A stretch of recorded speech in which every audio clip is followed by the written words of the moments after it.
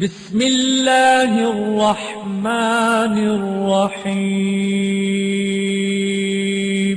شروع اللہ کے نام سے جو بڑا مہربان نہایت رحم والا ہے۔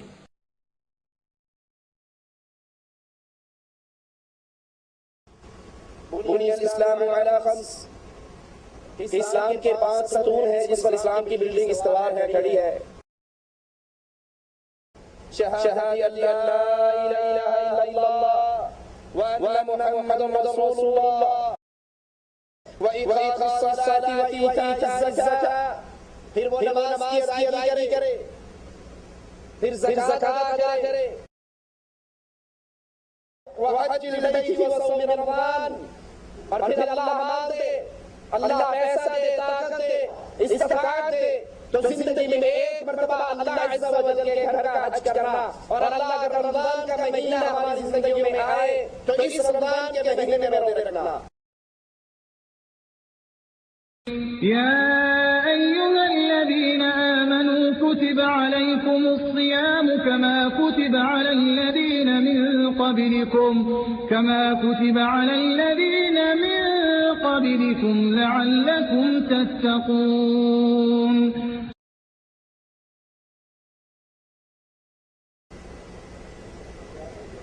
إن الحمد لله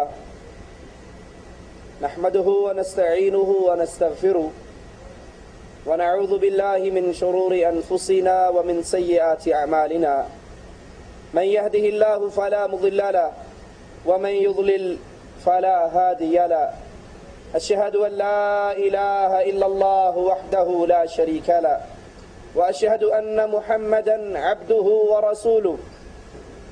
أعوذ بالله من الشيطان الرجيم، بسم الله الرحمن الرحيم، يا أيها الذين آمنوا كتب عليكم الصيام كما كتب على الذين من قبلكم لعلكم تتقون۔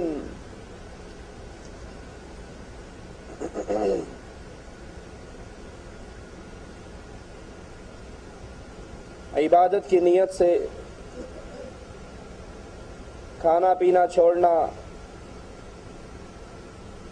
اور اپنی بیوی سے ہم بستری چھوڑنا،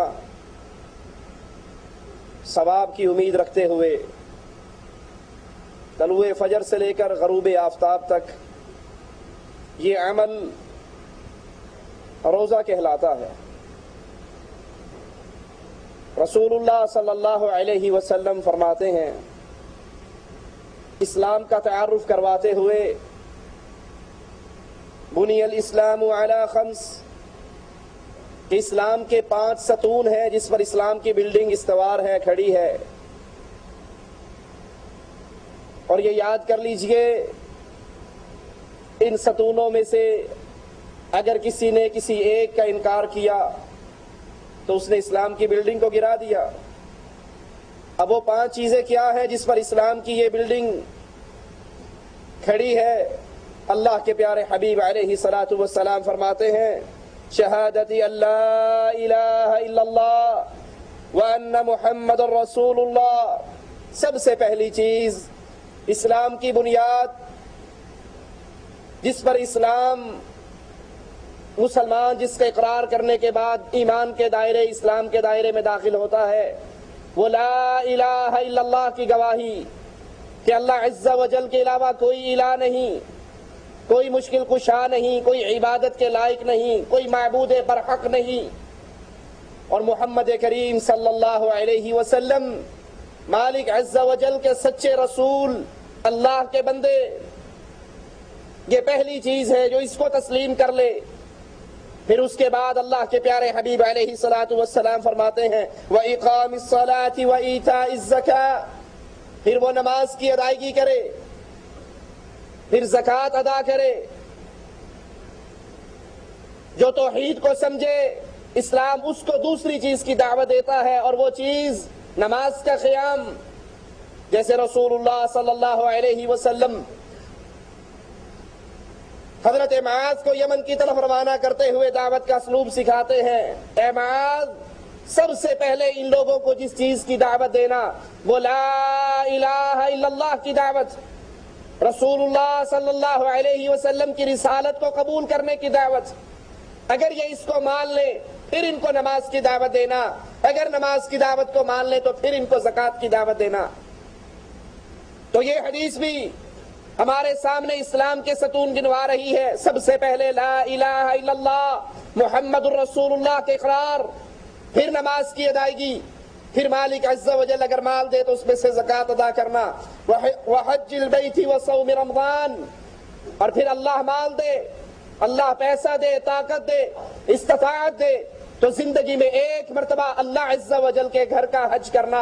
اور اللہ اگر رمضان کا مہینہ ہماری زندگیوں میں آئے تو اس رمضان کے مہینے میں روزے رکھنا. یہ چوتھا رکن ہے جس پر روزے فرض ہو، جو روزہ رکھنے کی استطاعت رکھتا ہو اور پھر وہ رمضان کے روزے نہ رکھے. جس کے اوپر زکوٰۃ فرض ہو اور پھر وہ زکوٰۃ ادا نہ کرے، اس نے اسلام کے ستون کو گرا دیا. اور جس نے اسلام کے ایک ستون کو گرا دیا اس کی اسلام کی بلڈنگ گر گئی.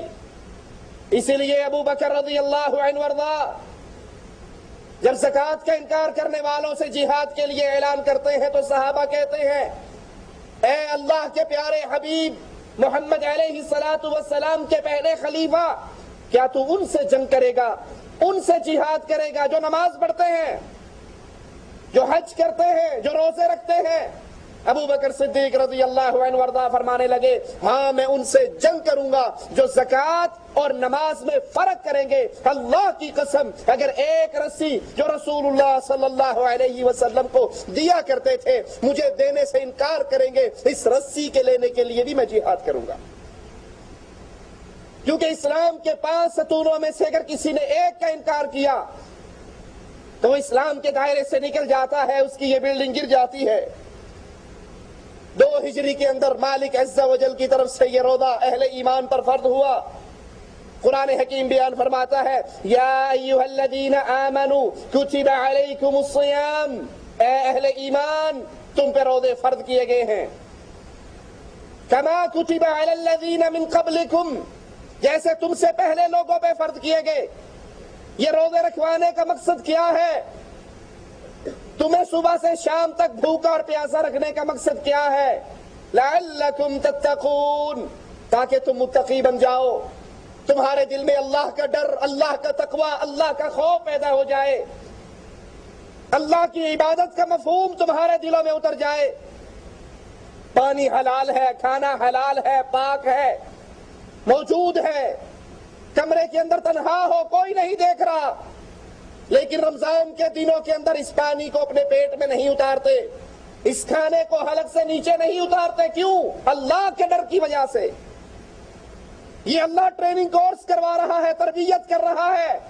یہ رمضان کا 1 مہینہ باقی مہینوں کے لیے ہمیں راستہ اور منہج دے رہا ہے کہ اگر تم اللہ کے حکم سے دن کے اندر حلال چیزوں سے باز آ جاتے ہو تو افطاری کرنے کے بعد اللہ نے جو چیزیں حرام کی ہیں اس سے بھی باز آ جاؤ.